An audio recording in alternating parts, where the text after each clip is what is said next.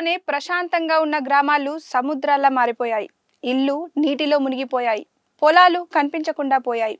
వేల కుటుంబాలు కట్టుబట్టలతో సురక్షిత ప్రాంతాలకు పరుగులు తీశాయి. అస్సాంలో కురుస్తున్న భారీ వర్షాలు, వాటి వల్ల సంభవించిన వరదలు రాష్ట్రాన్ని తీవ్ర విషాదంలోకి నెట్టేశాయి.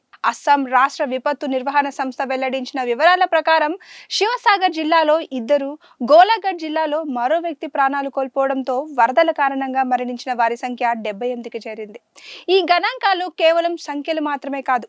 ప్రతి సంఖ్య వెనుక ఒక కుటుంబం, ఒక జీవితం, ఒక తీరని విషాదం దాగి ఉంది. వరద ఉధృతి ఇంకా తగ్గకపోవడంతో వేలాది మంది ప్రజలు సహాయక శిబిరాల్లో ఆశ్రయం పొందుతూ పరిస్థితి ఎప్పుడు సాధారణ స్థితికి వస్తుందా అని ఎదురు చూస్తున్నారు.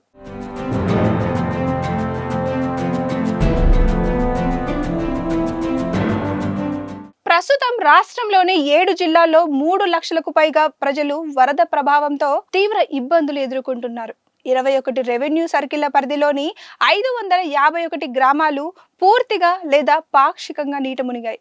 సుమారు 21,523 హెక్టార్ల వ్యవసాయ భూమి వరద నీటిలో చిక్కుకుపోవడంతో రైతులు భారీ నష్టాన్ని చవిచూశారు. ముఖ్యంగా చరాయిదేవు జిల్లా అత్యంత దారుణ పరిస్థితిని ఎదుర్కొంటుంది. అనేక గ్రామాలకు రాకపోకలు నిలిచిపోగా ప్రజలకు ఆహారం, తాగునీరు, మందులు అందించడం అధికారులకు పెద్ద సవాలుగా మారింది. సహాయక చర్యలు కొనసాగుతున్నప్పటికీ వరదల ఉధృతి పూర్తిగా తగ్గే వరకు ప్రజలు అప్రమత్తంగా ఉండాలని అధికారులు హెచ్చరిస్తున్నారు. ప్రకృతి విపత్తు ఎంతటి విధ్వంసాన్ని సృష్టించగలదో అస్సాం వరదలు మరోసారి దేశానికి గుర్తు చేస్తున్నాయి.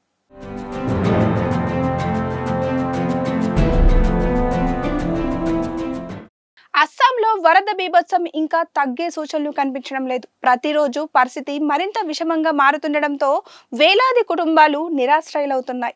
అత్యంత తీవ్రంగా ప్రభావితమైన చరాయిదేవు జిల్లాలోనే ఏకంగా 1.37 లక్షల మంది తమ ఇల్లు వదిలి సురక్షిత ప్రాంతాలకు వెళ్లాల్సి వచ్చింది. ఆ తర్వాత శివసాగర్, జోర్హాట్ జిల్లాలు కూడా వరద ఉధృతికి అతలాకుతలమయ్యాయి. ప్రస్తుతం రాష్ట్ర వ్యాప్తంగా ఏర్పాటు చేసిన 71 పునరావాస కేంద్రాల్లో 16,500 మందికి పైగా ఆశ్రయం పొందుతూ మరో 72,000 మంది 30 సహాయక కేంద్రాల ద్వారా ఆహారం, తాగునీరు, మందులు వంటి నిత్యావసరాలు అందిస్తున్నారు. అయినప్పటికీ సొంత ఇల్లు, జీవనోపాధి కోల్పోయిన బాధితులకు భవిష్యత్ ఎలా ఉంటుందో అన్న ఆందోళన మాత్రం వెంటాడుతుంది.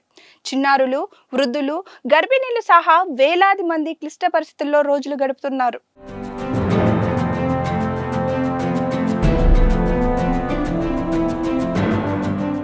వరదల ప్రభావం కేవలం ప్రజల జీవితాలకే పరిమితం కాలేదు. రహదారులు, వంతెనలు, పాఠశాలలు వంటి కీలక మౌలిక సదుపాయాలు దెబ్బతినడంతో సాధారణ జీవనం పూర్తిగా స్తంభించింది. 11,000కు పైగా పశువులు, ఇతర జీవాలు వరదలో కొట్టుకుపోవడం రైతులకు, గ్రామీణ కుటుంబాలకు మరో పెద్ద దెబ్బగా మారింది.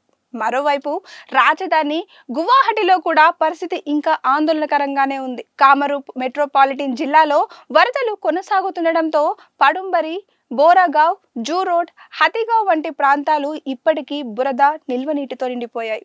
దీంతో రాకపోకలు పూర్తిగా దెబ్బతిన్నాయి. ప్రజలు అనేక ఇబ్బందులు ఎదుర్కొంటున్నారు. సహాయక బృందాలు సహాయం అందిస్తున్నప్పటికీ వర్షాలు పూర్తిగా తగ్గి నీరు తగ్గే వరకు పరిస్థితి సాధారణ స్థితికి రావడం కష్టమేనని అధికారులు హెచ్చరిస్తున్నారు.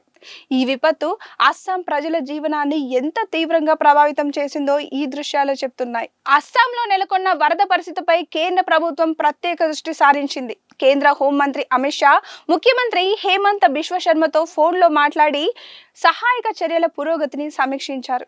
వరద బాధితులను ఆదుకునేందుకు కేంద్రం నుంచి అన్ని విధాల సహాయక సహకారాలు అందిస్తామని అమిత్ షా హామీ ఇచ్చారు. ఇదిలా ఉండగా వరద నీరు క్రమంగా తగ్గుతున్నప్పటికీ ఇళ్లలోకి చేరిన బురద, ధ్వంసమైన రహదారులు, దెబ్బతిన్న మౌలిక వసతుల కారణంగా ప్రజలు ఇంకా తీవ్ర ఇబ్బందులు ఎదుర్కొంటున్నారని సీఎం హిమంత బిశ్వ శర్మ తెలిపారు. బాధిత కుటుంబాలు తిరిగి సాధారణ జీవితాన్ని ప్రారంభించేందుకు అవసరమైన ఆర్థిక సహాయంపై దృష్టి సారించిన రాష్ట్ర ప్రభుత్వం బ్యాంకర్లతో ప్రత్యేక సమావేశం నిర్వహించి రుణ సదుపాయాలు, ఇతర ఉపశమన చర్యలపై నిర్ణయాలు తీసుకోనున్నట్లు వెల్లడించింది. ఇక వరద సహాయక చర్యలను పరిశీలించేందుకు army chief general Dheeraj Seth తూర్పు ప్రాంత పర్యటనలో భాగంగా సైన్యం చేపడుతున్న కార్యక్రమాలను సమీక్షించారు. క్లిష్ట పరిస్థితుల్లో ప్రజలకు అందిస్తున్న సేవలను ఆయన అభినందించారు. ఇదే సమయంలో భారత వాతావరణ శాఖ మరో కీలక హెచ్చరిక జారీ చేసింది.